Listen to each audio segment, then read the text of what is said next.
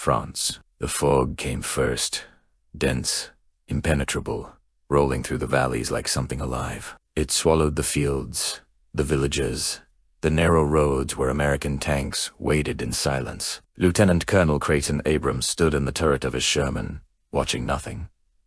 The world had vanished into gray. Somewhere out there, beyond the white curtain, German Panthers were moving. He could hear them, the low rumble of diesel engines, metal grinding against metal, the sound of an army that believed it was invisible. They were wrong. If you want to hear more real World War II stories told with this level of historical accuracy, subscribe. These aren't Hollywood myths. These are the battles that actually changed the war. Abrams was 30 years old, lieutenant colonel commanding the 37th Tank Battalion in combat, commandant of the 4th Armored Division, too young, some said, to command a battalion in combat. But General Patton had seen something in him, a coldness under pressure, the ability to think 3 moves ahead, while shells were tearing the air apart. Abrams didn't waste words. He didn't need to. His crews knew what was coming. They had trained for this. The moment when everything would depend on who saw who first. The Battle of Arro would become the largest armored clash between American and German forces on the Western Front, before the Battle of the Bulge. But on that foggy morning, Abrams didn't know he was making history. He only knew that 2 German panzer brigades were converging on his position. The 5th Panzer Army had assembled 262 tanks and assault guns for this offensive. Fresh Panthers with long-barreled 75mm guns that could punch through a Sherman's armor from 2,000 yards. Mark.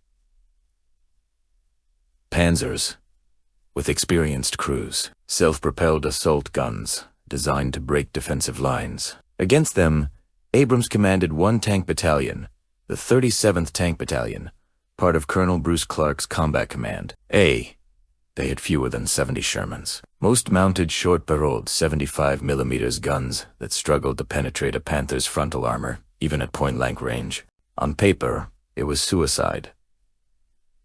German commanders knew this. They had calculated the odds. Superior armor, superior firepower, numerical advantage. The Americans would break. They had to. But numbers don't tell the whole story. They never do. 3 weeks earlier, General George Patton's 3rd Army had been racing across France like a fire no one could put out. His tanks covered 50 miles a day. They bypassed German strongpoints, cut supply lines, turned retreats into routes. Patton had one order that summer: go east and go like hell. His men followed it to the letter. Mid-September, 3rd Army had crossed the Moselle River near the fortress city of Nîmes. They were 50 miles from the Rhine. 50 miles from Germany's industrial heartland. In Berlin, Adolf Hitler understood what was happening. Patton's advance had split 2 German armies, created a gap that couldn't be closed with available forces. If the Americans kept pushing, they would reach the Siegfried Line before winter. Maybe cross the Rhine, maybe end the war by Christmas. Hitler couldn't allow it. He ordered General Hussel von Montoya to stop Patton, not slow him down. Stop him. Destroy his spearhead. Force 3rd Army back across the Montoya was one of Germany's most capable armor commanders.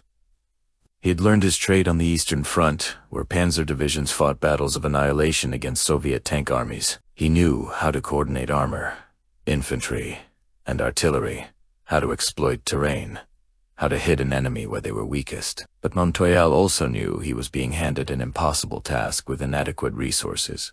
The 5th Panzer Army existed mostly on paper. Its panzer brigades were newly formed units thrown together in September 1944 as Germany's armored forces bled to death in Normandy and France. The 111th and 113th Panzer Brigades each had 90 tanks. Brand new Panthers and Mark EVs straight from the factories. The problem was the crews. Most had only 2 weeks of training. They couldn't read maps. They had never maneuvered in formation. Many had never fired their main guns in combat. Junior officers were transferred from infantry units with no armor experience. These men were being asked to fight the most mobile, aggressive armored division in the United States Army. The first German attack came on the evening of September 18. The 111th Panzer Brigade struck Luneville. 45 Panthers and 45 Mark EVs rolled through the gathering darkness. They caught elements of the 2nd Mechanized Cavalry Group by surprise. For 2 hours, German tanks pushed into the outskirts of Luneville. It looked like Montoya's plan might work. Then American reinforcements arrived. Tank destroyers. Additional Shermans from the 4th Armored Reserve Artillery Battalions held back for exactly this contingency. The fighting became brutal, close range, tank against tank in narrow streets. By midnight, the Germans had lost 24 armored vehicles. The attack stalled. The element of surprise was gone, but 5th Panzer Army still had numerical superiority. They would bypass Luneville, strike north, hit combat command at Era before the Americans could reinforce. Colonel Bruce Clark commanded C. He was methodical, cautious, the opposite of Patton in temperament, but equally effective. When reports came in about German armor massing east of his position, Clark didn't panic. He repositioned his forces, pulled back slightly to better defensive ground, placed his infantry and engineers in an extended outpost line.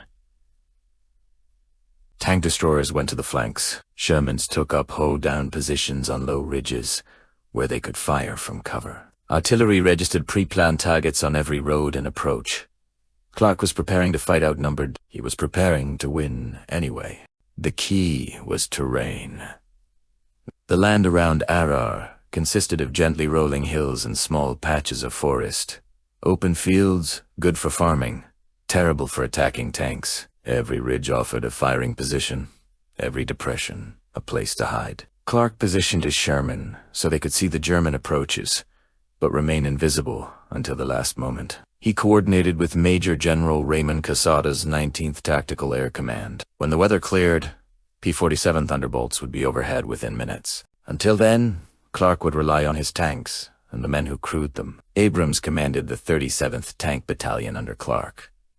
His 3 companies were spread across the most likely German approach routes. Each company had radio contact with battalion headquarters. Each company commander knew where friendly units were positioned. The Americans had something the Germans lacked: functional reconnaissance, clear communications. Time to prepare. September 19th dawned cold and wet, fog so thick a man couldn't see 20 yards. Perfect weather for an attack. The Germans moved at first light. Elements of the 113th Panzer Brigade pushed west from Moncourt. 40 Panthers, an equal number of Panzer Grenadiers and half-tracks. They advanced slowly through the mist. No scouts ahead. No reconnaissance. The German brigade commander assumed the Americans were still consolidating near Ayara. He assumed wrong. At 08:00 hours, the lead German tanks broke through CCA's outpost line. American infantry fell back as planned. They reported the enemy's direction, strength, speed. Artillery batteries adjusted their tubes. Tank destroyer platoon moved to intercept. A medium tank company engaged the Germans in a running fight that pulled them deeper into the salient, closer to Clark's headquarters, closer to the trap. The Germans couldn't see what they were driving into. Fog limited visibility to a few hundred feet. The superior range of their guns meant nothing. They couldn't engage what they couldn't see. American Shermans waited in hold-down positions, engines idling, gunners peering through their sights, waiting for shapes to emerge from the gray. When the Panthers came within 300 IDS, American tanks opened fire. 11 German tanks destroyed in the first engagement. The rest scattered, turned, tried to locate their attackers. But the Shermans had already moved. Fire and maneuver, the most basic tactic in armored warfare. Shoot, reverse, reposition, shoot, again. The Germans couldn't fix the American positions. They couldn't coordinate a response. Individual Panthers fired blindly into the mist, hit nothing, died anyway. Captain Kenneth Lamison commanded Charlie Company of the 37th Tank Battalion. That morning, his Shermans engaged 3 Panthers that emerged from the haze along the Mitz-Straubourg. Rode Lamison's gunners, disabled all 3 in quick succession. The surviving Panthers retreated south of the road. Lamison didn't chase them. He sent a platoon of Shermans racing 3,000 IDS to a commanding ridge near Bazaine-la-Petite. His tanks reached the position 3 minutes before 8 retreating Panthers appeared below. Lamison's crews were already set. They knocked out 4 German tanks before the Panthers could return fire. Then the Shermans withdrew over the crest of the ridge, moved south, reappeared, finished off the remaining 4 Panthers. Ocho minutes, the Germans never had a chance. At 0745 that morning, near Hill 246, close to Richier, Lieutenant Edwin Leiper's tank destroyer platoon had taken position. 4 M18 Hellcats, with open turrets, 3 in-guns. When German armor emerged from the woods below, Leiper's gunners engaged, destroyed 2 Panthers. A 3rd Hellcat was hit by return fire, but Leiper's actions had alerted the entire American line. The Germans were coming in force, and they were advancing blind. Throughout that morning, American units used mobility and terrain to devastating effect. Tank destroyers from the 704th Tank Destroyer Battalion engaged German armor, trying to flank the American positions. The M10s had better penetration than the Sherman's 75. They used their speed to stay ahead of the Panthers, leading them into kill zones, calling in artillery. By noon, the German attack had collapsed. If these real historical stories interest you, consider subscribing. We research every battle to get the facts right, because that's what these men deserve. The 113th Panzer Brigade had been crippled, more than half its armored strength destroyed in a single morning. The survivors retreated east, regrouped, waited for reinforcements that would never come. German commanders couldn't understand what had happened. They had numerical superiority, better tanks, but their crews were dead, their Panthers burning. The Americans still held Aroer. The fighting didn't end there. The next morning, September 20th, the Germans tried again. Panthers from the 111th Panzer Brigade attacked Clark's command post. Several American support units were pinned down, trapped. The weather had turned again. Low clouds, heavy mist. P-47 Thunderbolts couldn't take off. Artillery was firing blind. It looked like the Germans might break through. Then someone heard an engine overhead. Too small to be a bomber. Too slow to be a fighter. It was a Piper L for Grasshopper. A tiny fabric-covered observation plane. No armor, no weapons. Except this one had 6 bazookas strapped to its wings. Major Charles Carpenter had been teaching history before the war. Now he was making it. He had mounted M9 bazooka tubes to the wing struts of his L4, which he had named Rosie the Rocketer. Other pilots thought he was insane. Patton called him exactly the kind of fighting man he wanted. Carpenter called it the only way to fight a war. Attack, attack, and attack again. That morning, Carpenter couldn't see the ground through the mist. He flew circles over Aroer, listening for tank engines, waiting for the weather to break. Around noon, the clouds lifted just enough. Carpenter spotted a company of German Panthers and armored cars advancing toward Clark's headquarters. American troops were caught in the open Carpenter Daube. German infantry opened fire with machine pistols. Bullets punched through the fabric of his wings. He didn't pull up. He fired all 6 bazookas in a single pass, climbed, turned, dove again, made it back to base with his plane shot full of holes. He reloaded, flew to more missions that afternoon.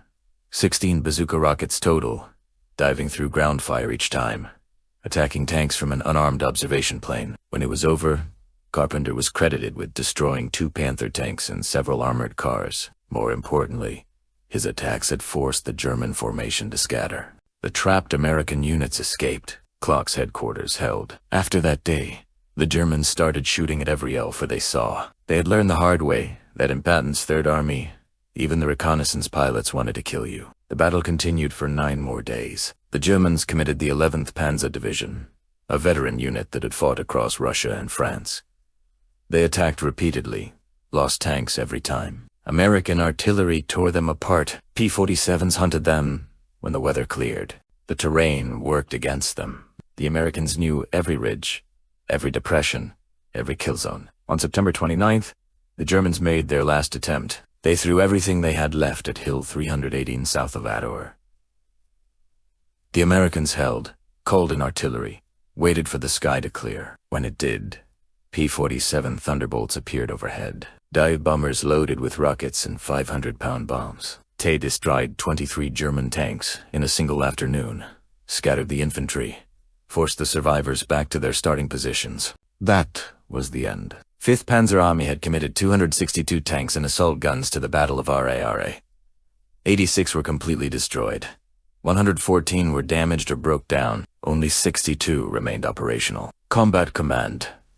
A lost 25 tanks and 7 tank destroyers. The 37th Tank Battalion alone was credited with destroying 55 German tanks, including Panthers and a few Tigers. They lost 14 Shermans. Lieutenant Colonel Abrams received the Distinguished Service Cross for his actions on September 20th, when he personally attacked German forces with his command tank, striking with such ferocity that the enemy fell into confusion and his own forces could regroup. The kill ratio was more than 10-1. The largest armored battle on the Western Front before the Bulge had ended in complete German defeat. 5th Panzer Army had spent resources Germany couldn't replace. Train crews, irreplaceable Panthers, fuel that could never be recovered. Montoyal would command 5th Panzer Army through the Battle of the Bulge 3 months later, but he would do it with depleted units, inadequate supplies, men who knew they were fighting a lost cause. General Major Frederick von Melanchthon was Chief of Staff of 5th Panzer Army. He had fought in North Africa under Ramel on the Eastern Front under Manstein. After the war, he wrote about Erikori in his memoirs. He didn't excuse the defeat. He explained it. The German attack had been launched without proper reconnaissance, without air support, without combined arms coordination. Fresh crews and new tanks had been thrown against veteran American tankers who knew the ground, who had artillery support, who could call in airstrikes the moment the weather cleared. Melanchthon wrote that despite the heavy losses, German commanders believed they had succeeded in stopping Patton's advance. They were half right. Third Army did halt after Erikori, but not because of German military success. Supreme Allied Command had cut Patton's fuel supplies to support operations in the north. For the Americans, Arawer proved something critical. Sherman tanks could defeat Panthers, not through superior armor or firepower, through superior tactics, better reconnaissance, coordinated artillery support, air superiority when weather permitted. The 4th Armored Division had shown that crew quality mattered more than technical specifications. That terrain could negate an enemy's advantages, that bold leadership and careful planning could overcome numerical disadvantages. Creighton Abrams would go on to fight through the Battle of the Bulge. He would lead the relief column that broke through to Baston on December 26, 1944, in his Sherman named Thunderbolt. His unit would cross the Rhine in March 1945. He would end the war as one of America's most respected army commanders. Years later, the Army would name its main battle tank after him, the M1 Abrams, a fitting tribute to a man who had proven at Arawer that courage and skill could triumph over steel. Charles Carpenter flew combat missions until November 1944, when he was diagnosed with Hodgkin's disease and sent home. Doctors gave him 2 years to live. He lived for 22 more.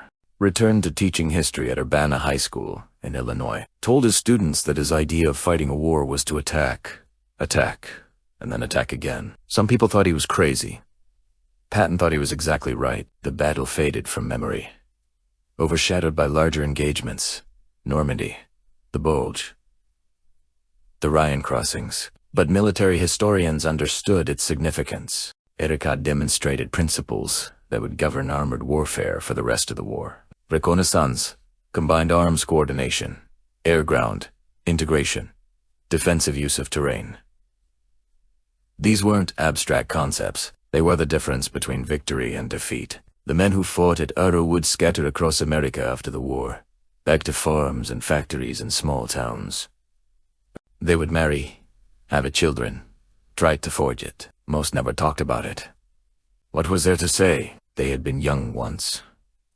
They had been terrified. They had done their jobs anyway. Erikori mattered not because it was decisive, not because it changed the course of the war. It mattered because of what it represented. American soldiers facing superior German equipment and winning through superior tactics, training, and leadership. Young men doing their duty despite fear. Officers making sound decisions. Under pressure, an army that had learned from its mistakes and refused to repeat them. That's what separates victory from defeat in war. Not courage.